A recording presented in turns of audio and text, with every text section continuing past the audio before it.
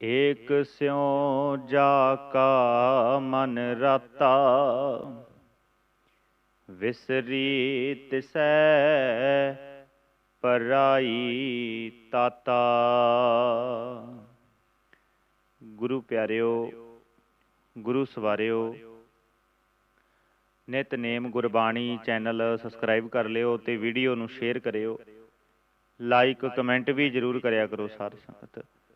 ਜਿਹੜੇ ਵੀਰ ਭੈਣ ਚੈਨਲ ਤੇ ਨਵੇਂ ਆਏ ਨੇ ਸਾਰਿਆਂ ਦਾ ਧੰਨਵਾਦ ਤੇ ਬਹੁਤ ਬਹੁਤ ਸ਼ੁਕਰੀਆ। ਗੁਰਮੁਖ ਪਿਆਰਿਓ, ਆਪਾਂ ਜਿਹੜੀਆਂ ਬੇਨਤੀਆਂ ਨੂੰ ਸਾਂਝੀਆਂ ਕਰਨ ਜਾ ਰਹੇ ਹਾਂ।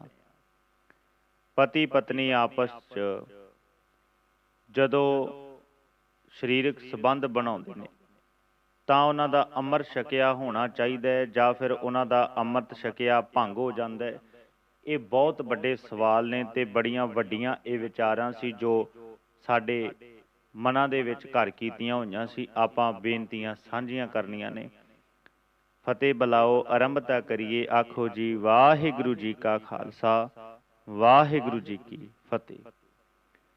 ਗੁਰਮੁਖ ਪਿਆਰਿਓ, ਸਰੀਰਕ ਸੰਬੰਧ ਕੀ ਨੇ? ਇੱਕ ਉਹਨੂੰ ਨਾਮ ਦਿੱਤਾ ਗਿਆ ਹੈ ਗ੍ਰਿਸ਼ਟ। ਗ੍ਰਿਸ਼ਟ ਨੂੰ ਕੀ ਹੈ? ਉਹਨੂੰ ਪ੍ਰਧਾਨਤਾ ਦਿੱਤੀ ਗਈ ਹੈ। ਪਾਤਸ਼ਾਹ ਕਹਿੰਦੇ ਨੇ ਸਗਲ ਧਰਮ ਮੈਂ ਗ੍ਰਿਸ਼ਟ ਪ੍ਰਧਾਨ ਹੈ।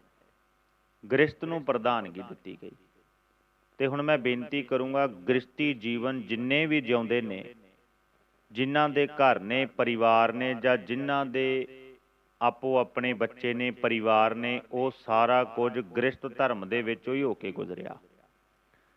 ਇੱਥੇ ਮੈਂ ਜਿਹੜੀ ਬੇਨਤੀ ਕਰਨੀ ਹੈ ਬੜੀ ਵੱਡੀ ਹੈ, ਕਿਉਂਕਿ ਸਵਾਲ ਬੜੇ ਸੀ ਇਸ ਸੰਬੰਧ ਦੇ ਵਿੱਚ ਖੜੇ ਹੋਏ। ਜਿਹੜੇ ਸਵਾਲ ਸੀਗੇ ਕਿ ਜੀ ਪਤੀ ਪਤਨੀ ਦਾ ਅੰਮ੍ਰਿਤ ਛਕਿਆ ਹੋਣਾ ਜ਼ਰੂਰੀ ਹੈ।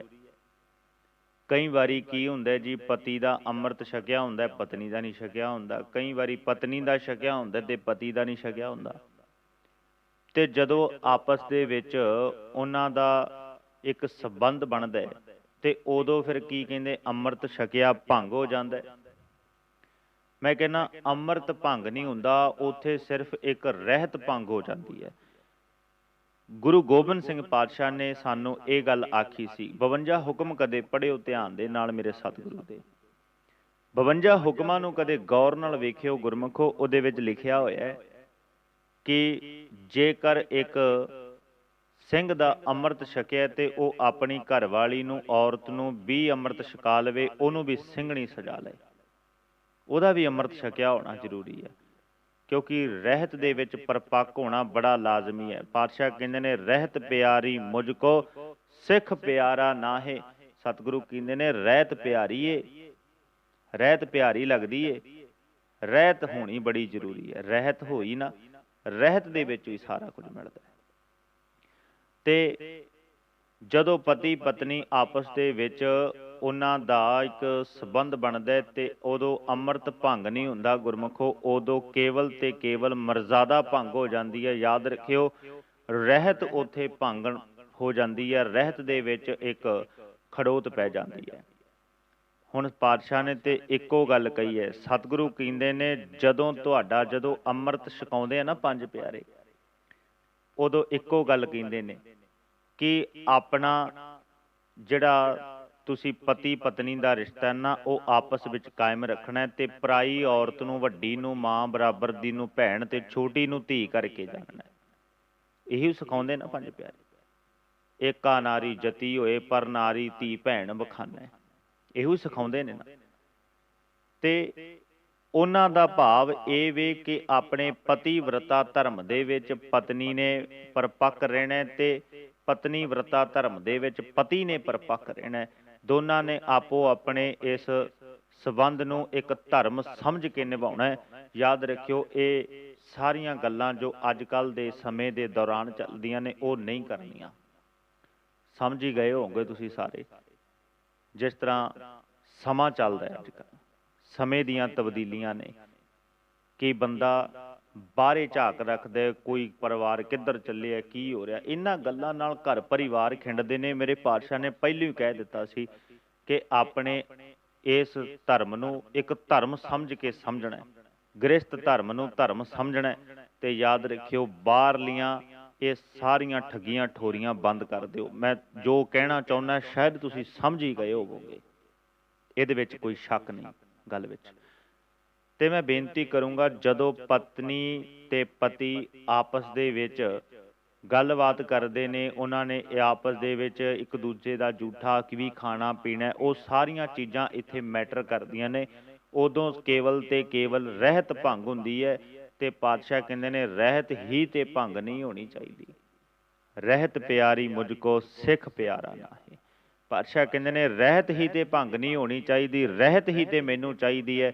ਜੇ ਰਹਿਤ ਹੀ ਭੰਗ ਹੋ ਗਈ ਤੇ ਫਿਰ ਪਿੱਛੇ ਬਾਕੀ ਕੀ ਰਹਿ ਗਿਆ ਹੋਊ? ਪਿੱਛੇ ਤੇ ਕੁਝ ਨਹੀਂ ਨਾ ਰਹਿ ਗਿਆ। ਮੈਂ ਬੇਨਤੀ ਕਰਦਾ ਹੁੰਨਾ ਕਿ ਪਤੀ ਤੇ ਪਤਨੀ ਦੋਨਾਂ ਦਾ ਅੰਮ੍ਰਿਤ ਛਕਿਆ ਹੋਵੇ, ਦੋਨੇ ਜੀ ਅੰਮ੍ਰਿਤ ਛਕ ਲੈਣ, ਵਧੀਆ ਹੋਵੇ, ਚੰਗਾ ਹੋਵੇ, ਤੇ ਆਪਣਾ ਘਰ ਦਾ ਜਿਹੜਾ ਕੰਮ ਹੈ ਉਹ ਕੇਵਲ ਉਹਨਾਂ ਨੇ ਕਰਨਾ ਹੈ, ਉਹ ਵੀ ਜ਼ਰੂਰੀ ਹੈ। ਪਰ ਮੈਂ ਬੇਨਤੀ ਕਰੂੰਗਾ ਕਿ ਘਰ ਦੇ ਵਿੱਚ ਇੱਕ ਨਿਤਨੇਮ ਦੀ ਪਿਰਤ ਵੀ ਜ਼ਰੂਰ ਪਾ ਲੈਣ। ਜਿਹੜੇ ਘਰ ਦੇ ਵਿੱਚ ਦੋਏ ਮੀਆਂ ਬੀਬੀ ਦੇ ਅੰਮ੍ਰਿਤ ਛਕੇ ਹੋਏ ਨੇ ਤੇ ਜਾਂ ਗੁਰਬਾਣੀ ਦਾ ਪਾਠ ਕਰਦੇ ਨੇ, ਯਾਦ ਰੱਖਿਓ ਉਹਨਾਂ ਘਰਾਂ ਦੀ ਨੁਹਾਰ ਬੜੀ ਚੰਗੀ ਹੁੰਦੀ ਹੈ, ਬੜੀ ਸੁੰਦਰ ਹੁੰਦੀ ਹੈ। ਇਸ ਗੱਲ ਨੂੰ ਕੋਈ ਨਹੀਂ ਝੁਠਲਾ ਸਕਦਾ, ਇਸ ਗੱਲ ਦੇ ਉੱਪਰ ਕੋਈ ਨਹੀਂ ਆਪਾਂ ਨੂੰ ਟੰਜ ਕਰ ਸਕਦਾ, ਕਿਉਂਕਿ ਉੱਥੇ ਮੋਹਰ ਲੱਗੀ। ਪਾਤਸ਼ਾਹ ਕਹਿੰਦੇ ਏਕਸ ਸਿਉ ਜਾ ਕਾ ਮਨ ਰਾਤਾ, ਵਿਸਰੀ ਤਿਸੈ ਪਰਾਈ ਤਾਤਾ। ਗੁਰੂ ਦੀ ਕਿਰਪਾ ਨਾਲ ਜਿਸ ਮਨੁੱਖ ਦਾ ਮਨ ਇੱਕ ਪਰਮਾਤਮਾ ਨਾਲ ਹੀ ਰੰਗਿਆ ਰਹਿੰਦਾ ਹੋਵੇ, ਉਸ ਨੂੰ ਹੋਰਨਾਂ ਨਾਲ ਈਰਖਾ ਕਰਨੀ ਭੁੱਲ ਜਾਂਦੀ ਹੈ। ਤੇ ਪਾਤਸ਼ਾਹ ਕਹਿੰਦੇ ਨੇ ਉਹਦੇ ਲਈ ਆਪਣਾ ਕੰਮ ਹੀ ਧਰਮ ਬਣ ਜਾਇਆ ਕਰਦਾ ਹੈ। ਉਹਦੇ ਲਈ ਆਪਣੇ ਜਿਹੜੇ ਕੰਮ ਨੇ ਉਹ ਵੀ ਇੱਕ ਸ਼ਹਿਦ ਵਰਗੇ ਬਣ ਜਾਂਦੇ ਨੇ। ਗੁਰਮੁਖੋ, ਇਹ ਮੇਰੇ ਸਤਿਗੁਰੂ ਦੀ ਸਭ ਤੋਂ ਵੱਡੀ ਫਿਲਾਸਫੀ ਹੈ। ਧੰਨ ਗੁਰੂ ਗ੍ਰੰਥ ਸਾਹਿਬ ਪਾਤਸ਼ਾਹ ਜੀ। ਦੇਖੋ, ਗੁਰੂ ਪਾਤਸ਼ਾਹ ਨੇ ਇੱਕੋ ਗੱਲ ਕਹੀ ਕਿ ਰਹਿਤ ਨਹੀਂ ਭੰਗ ਹੋਣੀ ਚਾਹੀਦੀ। ਰਹਿਤ ਕੇਵਲ ਭੰਗ ਉਦੋਂ ਹੁੰਦੀ ਹੈ ਜਦੋਂ ਬੰਦਾ ਗੁਰਮਰਜ਼ਾਦਾ ਤੋਂ ਬਾਹਰ ਜਾਂਦਾ ਹੈ, ਜਦੋਂ ਗੁਰਮਰਜ਼ਾਦਾ ਵਿੱਚ ਰਹਿ ਕੇ ਕਾਰਜ ਕਰਦਾ। ਸਤਿਗੁਰੂ ਕਹਿੰਦੇ ਉਦੋਂ ਮਰਜ਼ਾਦਾ ਠੀਕ ਰਹਿੰਦੀ ਹੈ ਤੇ ਮਰਜ਼ਾਦਾ ਭੰਗ ਹੁੰਦੀ ਹੈ ਉਦੋਂ ਮਰਜ਼ਾਦਾ ਭੰਗ ਹੁੰਦੀ ਹੈ ਜਦੋਂ ਬੰਦਾ ਆਪਣੇ ਗੁਰੂ ਦੀ ਸਿੱਖਿਆ ਨੂੰ ਤਿਆਗ ਕੇ ਉਲਟ ਪਾਸੇ ਨੂੰ ਪੈਰ ਧਰ ਲਏ, ਉਲਟ ਪਾਸੇ ਨੂੰ ਚਲਾ ਜਾਏ। ਸਤਿਗੁਰੂ ਕਹਿੰਦੇ ਉਦੋਂ ਮਰਜ਼ਾਦਾ ਤੋਂ ਬੰਦਾ ਉਲਟ ਹੁੰਦਾ ਹੈ। ਇਹ ਨਹੀਂ ਹੋਣਾ ਚਾਹੀਦਾ।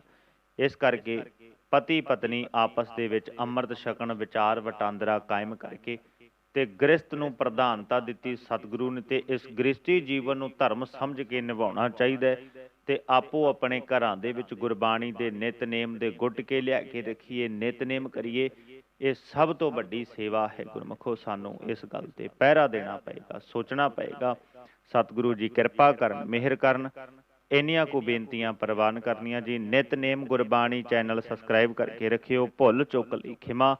ਬੁਲਾਓ ਫਤਿਹ ਆਖੋ ਜੀ। ਵਾਹਿਗੁਰੂ ਜੀ ਕਾ ਖਾਲਸਾ, ਵਾਹਿਗੁਰੂ ਜੀ ਕੀ